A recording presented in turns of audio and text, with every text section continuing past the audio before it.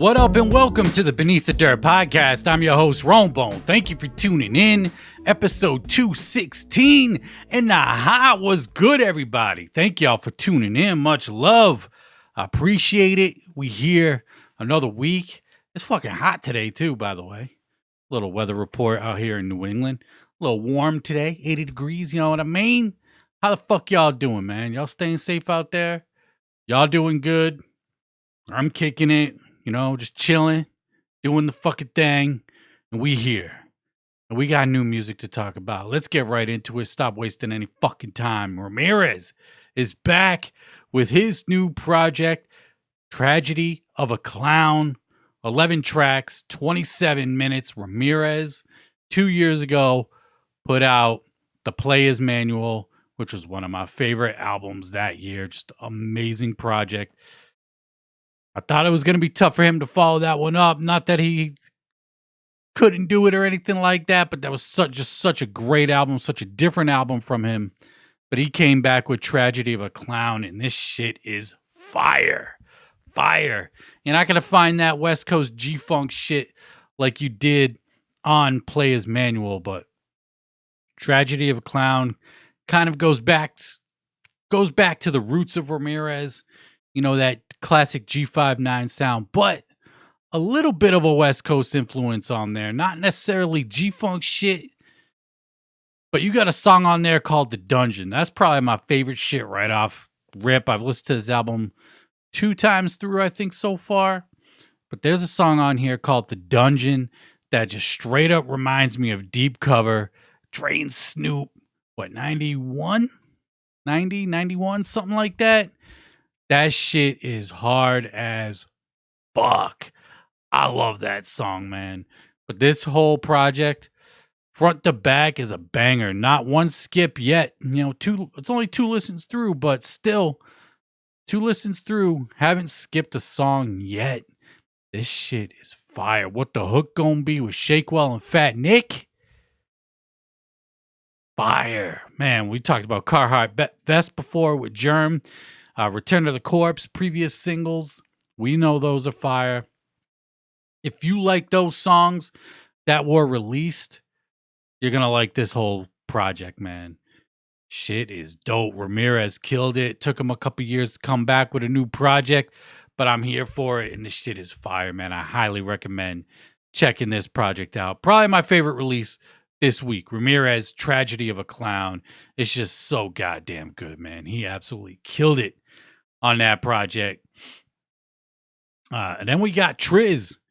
Trizz is back with a new project. We've been talking about this one, hyping this one up for a while now. This one entirely produced by Mike 7 Summers.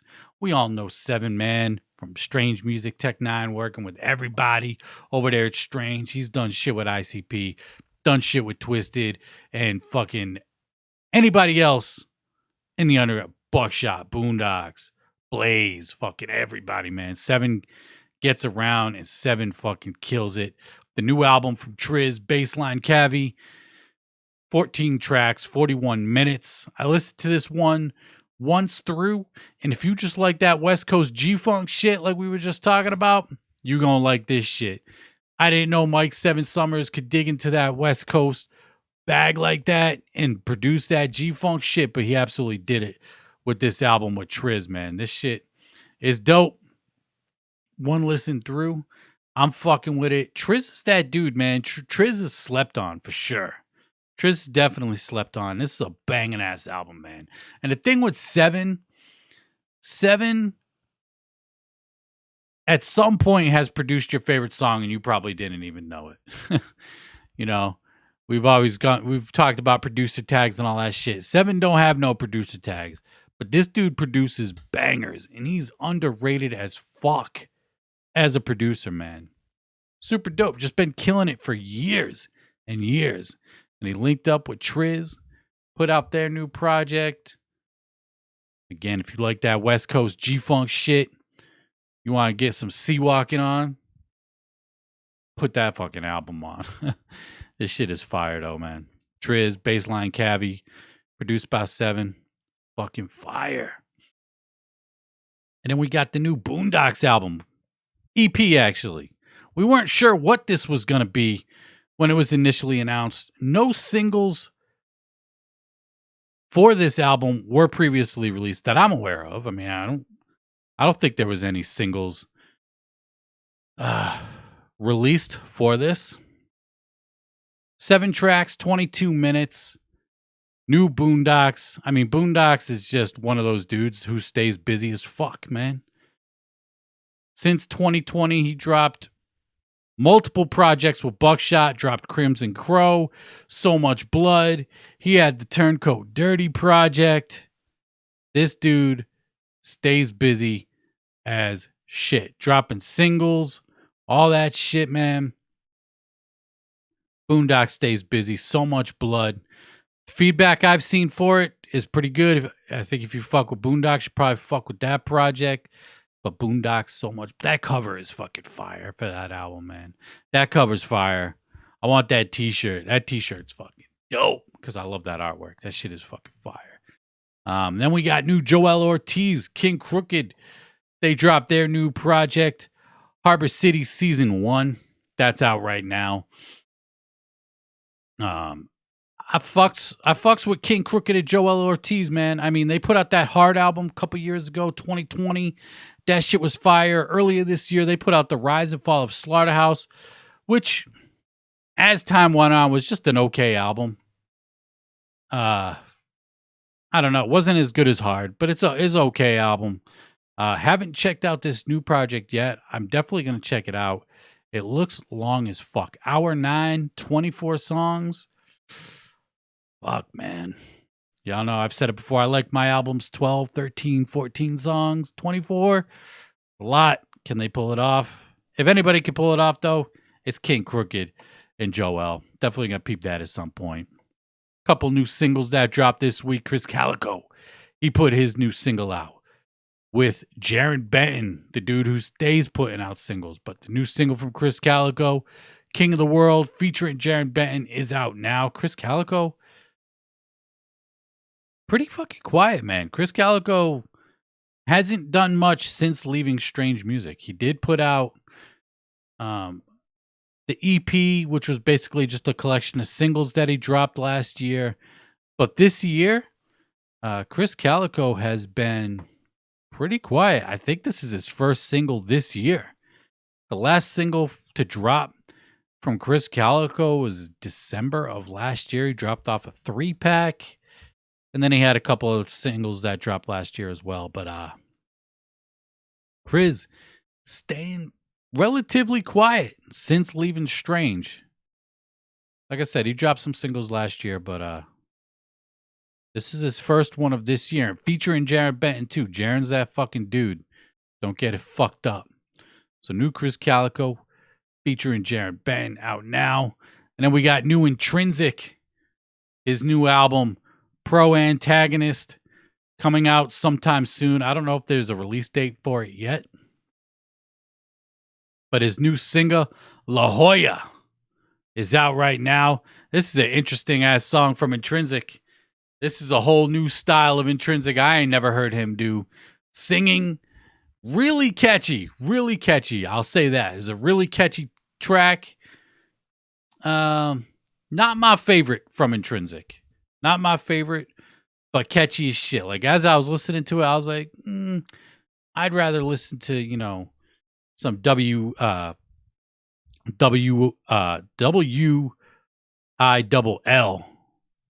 than this. You know, some classic Intrinzik. But after the song was over and I'm walking to work, I'm like still singing the shit in my head. So it's catchy as shit. Rock shit from Intrinzik. Everybody is doing the rock shit, man. It just seems like everybody's wants to fucking get their little fingers on some rock stuff. Granted, Intrinzik been doing the rock shit for a long ass time. Fall Guy way back in the day. Heavy rock influence. But yeah, everybody want to delve into the rock with the singing and all that shit, man. Sometimes it works, sometimes it don't. But yeah, that's all the new music this week. And of course, you can follow the playlist on the Weekly Bumps on Spotify, YouTube, and Apple Music. You can find the link at beneathdirt.com. Playlist updated every fucking Friday, man. For sure. And I put up a shitload of songs on the playlist this week. I gotta say, it was a lot of albums. I usually put like 10, 11 tracks up there at the most. This week we got 14 songs. Swollen Members is up there. Project Pat, Axe Murder Boys, Conway, Suicide Boys.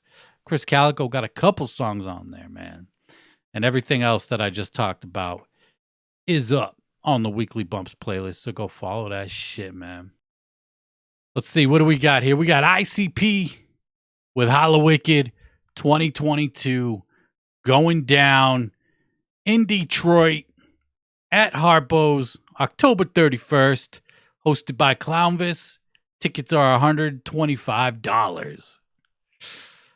These expensive-ass shows are making that $250 gathering ticket just seem better and better with each and every show. Not saying it's not worth the $125, but I remember the days when it wasn't $125. Of course, you get a brand new Holla Wicked CD single. If you got a painted face, I've seen some people saying they're concerned that they're not going to get the CD single if you ain't got a painted face. I think it's pretty fucking safe to say that if you just show up to the show, you're going to get a single. Painted face or not, you're going to get a CD single. But we got ICP as the headliner.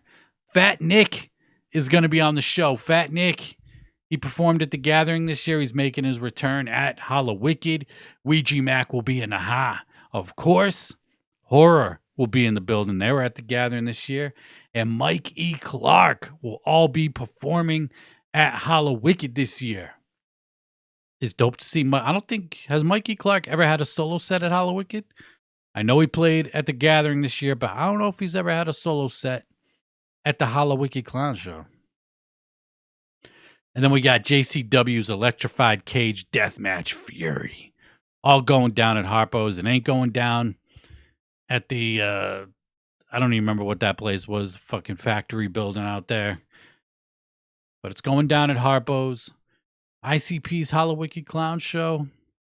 It's going to be dope. I mean, what the fuck is there to say? You know?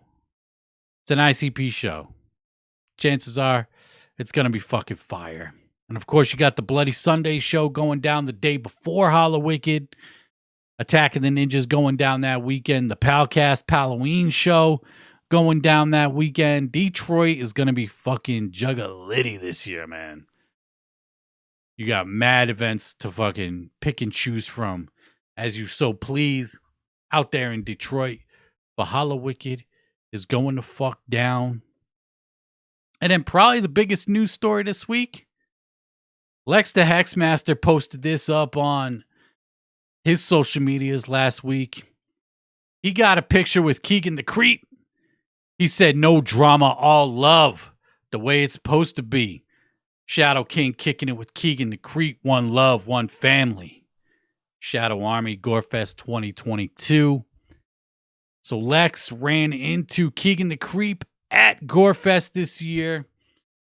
And yeah, I see some people saying peace beneath the street. Some people saying who cares.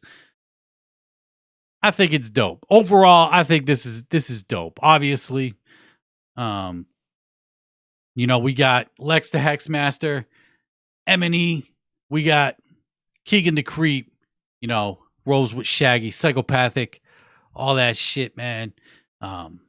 People from two sides coming together. Granted, it's just a fucking pick. Who knows if any words were exchanged, what they talked about, anything like that. It's dope, you know. It's dope to see people from two sides getting together, but at the same time, it's two people who ain't got fucking beef with each other, man. The beef is ICP and Twisted, right? They're the motherfuckers that don't like each other. So are you supposed to be ride or die and say, fuck that, I ain't taking a fucking picture with you? I highly doubt, you know, either one of these dudes would fucking turn down a picture with the other side. Approached by anybody from the other side, I'd highly doubt. Either Lex or Kegan would turn down a photo op or a request for a picture, you know? But it's dope to see, man. Lex and Kegan, M&E, psychopathic. Same picture, under the same roof. Nothing popping off. I think it's dope, man. It's dope to see. I don't know what else to fucking say, man. And we're almost fucking done with the show. We're recording, what, fucking 15 minutes at this point? News is slow as shit lately. Straight the fuck up. News is slow as shit. And there's no fucking deep takes. Like, what am I going to say about the Holla Wicked show? What can I come up with that's controversial for that? Nothing, really. Other than, hopefully ICP's on point and fucking does a dope show. Kegan and Lex pictured together. What can I really say about that? Two dudes that don't have beef with each other. They just rep each other's, rep the side that they rep. And they came together for a picture, man. I don't fucking know, man. Like, news is just slow, man. And it's hard to talk about shit when shit ain't going down. I don't know what else to say. Well, let's see. What else we got here? Twisted. We talked about the VIP packs last week for the fucking Fright Fest, but we got VIP packs for the Certified Psychos tour. I gotta say, man, these M&E VIP packs are fucking jam-packed full of shit. Let's see, what do we get here? We got a meet and greet with Blaze, ABK, Twisted, A&B, and Cody Manson. You got a fucking poster, a pennant. You got a few pennants, Blaze pennant, Twisted, and ABK. You get a collectible button set, which features, the East Side Ninjas, trading cards, beanie, a pack of flats, sticker sheet, a VIP pass and lanyard, one random vinyl, 3 random CDs, drawstring bag. Again, M&E can't get rid of their audio right now. They're having a sale this weekend as we speak for 50% off all media on their website. But yeah, man, these VIP packs are fucking loaded, man. And they put out the image for the Fright Fest VIP pack as well. Again, it's a $150 VIP pack, but you get 3 vinyl, 2 DVDs, 10 CDs, a fucking Fright Fest CD, poster, whole bunch of shit, man. For $150. The VIP packs are fucking stacked these days. No word on a Holla Wicked VIP pack yet. Or Bloody Sunday VIP. Like, they're gonna do it. They're gonna do it, right? I would imagine they will. Maybe not Bloody Sunday since they're doing 2 shows. They got the matinee show, and then they got the late night show. But there might be one for Holla Wicked. I don't know. Just have to fucking wait and see. We got Darby Otrill. He posted up on social media last week saying, I had a lot of people ask me about this, so I'm hyped to announce that Shaggytheairhead and IZP that we dropped in 2020, Bring Out the Clowns, will finally be hitting digital platforms. So if you didn't know, Darby Otrill and Shaggytheairhead dropped an EP back in 2020 called Bring Out the Clowns. And to be honest, I had no idea about this project at all. I just didn't fucking know. And I feel like I've kept up on Darby's shit over time. But yeah, Bring Out the Clowns is up on Apple Music as we speak. I'm looking at it right now. It's probably up on Spotify and the rest of that shit as well. Shaggytheairhead, man.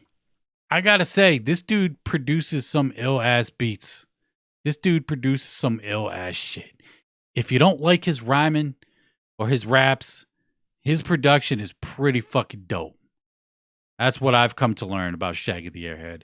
And Darby Otrill, he's just one of those up-and-comers right now, doing his fucking thing.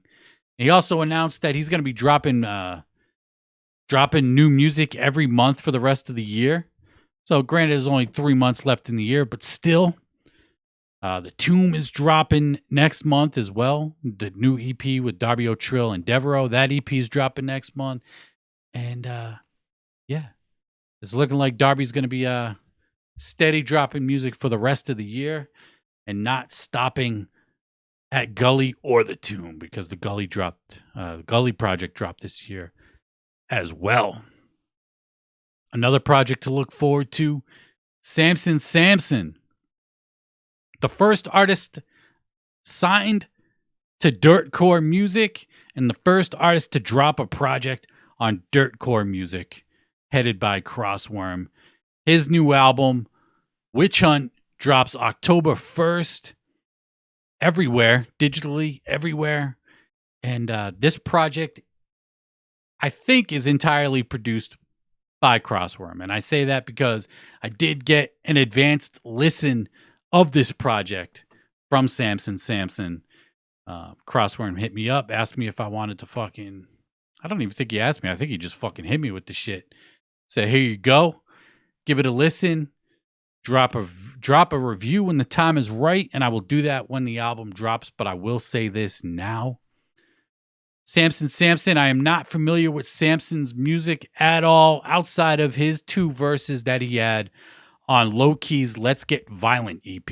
That's my only exposure to Samson. But I did listen to this new project from him, produced by Crossworm. I believe it's 10, 11 tracks. I can't remember off the top of my head. I can't look it up on Apple Music because it ain't up yet. But I'll say this was a surprising listen. I didn't know what to expect, and this dude definitely has potential for sure. Samson has potential to do shit in this wicked shit scene, and I love Crossworm's production, man. His production is so goddamn good. His engineering skills, mixing and mastering, dude, this shit sound clean as fuck. Clean as fuck. The only other time I hear shit sound this clean is like when Rob Rebeck does some shit. When Rob Rebeck is behind the boards, that shit sounding clean. When Crossworm's behind the boards, it's shit bumps. But yeah, new Samson, his project, The Witch Hunt, drops October 1st everywhere. Speaking of October 1st, Buckshot put up a post on Twitter, and he just said 10/1 midnight. I don't know what's going on October 1st at midnight. Some announcement is coming. Don't know what the fuck it is. Buckshot been teasing announcements. I don't know what it could be. I'm still waiting for that UGA album announcement. Granted, I know we're getting new UGA music with the Hollow Bleed VIP pack. But October 1st, we'll find out what the fuck's going on with Buckshot, mob style music. And yeah, we're just going to have to fucking wait and see what the announcement is going to be, man. Group project, new signee. I don't know what the fuck it's going to be, but I'm here for it and I'm ready for it. Speaking of new shit, Rittz posted up on his social medias that his new album is fucking amazing. Wrapping it up this weekend. I'm really proud of this one. Rittz coming back with a new album. I mean, Rittz stays fucking consistent, dropping new music. His last album, well, his last project was SOS, but that was an EP. But his last album that he put out, Picture Perfect in 2020, was fire. Love that album. That has become one of my favorite Rittz albums that he has dropped so far. But he says he's really proud and hyped for this new one. I guess we're just going to have to fucking wait and see what that one's all about. And, yeah, it should be interesting to say the least, right? New Rittz music. I mean, I fucks with Rittz, man. I don't know why it would be interesting or not, but yeah, I fucks with new Rittz. Anytime he puts out some new shit, I fucks with Rittz. But yeah. And then we got one album that celebrated an anniversary this week. Tech Nine, Ebah, Oh shit, it's your birthday. Turning 10 years old. Tech Nine's ebah. This was during the Something Else era, which I love that album. I love the Something Else album. There's fucking bangers on that album. But ebah, celebrating its 10th anniversary this year. You know, of course, the title track, Evil Brain, Angel Heart, which is a fucking banger. 10 tracks, couple skits on there. 816 Boys. Remember the 816 Boys? Tech Nine, Krizz Kaliko, Cut Calhoun. I miss those days of Strange music when Cut Calhoun was still on Strange. That was like towards the end of his run at Strange. But yeah, I miss that shit. But happy birthday to ebah from Tech Nine, Evil Brain, Angel Heart. And I know this is a fucking short ass episode this week. I apologize. There just ain't shit to talk about, man. But I appreciate everybody that tuned in this week. I do have to send a shout out to Scotty Matthews for the donation this week. Forgot to do it at the beginning of the show. Much love, homie. It's super appreciated. Thank you, thank you, thank you. And thank you to everybody that's tuned in this week. I'm Rollbone of the Beneath the Dirt podcast. And until next time, I'm out. Peace.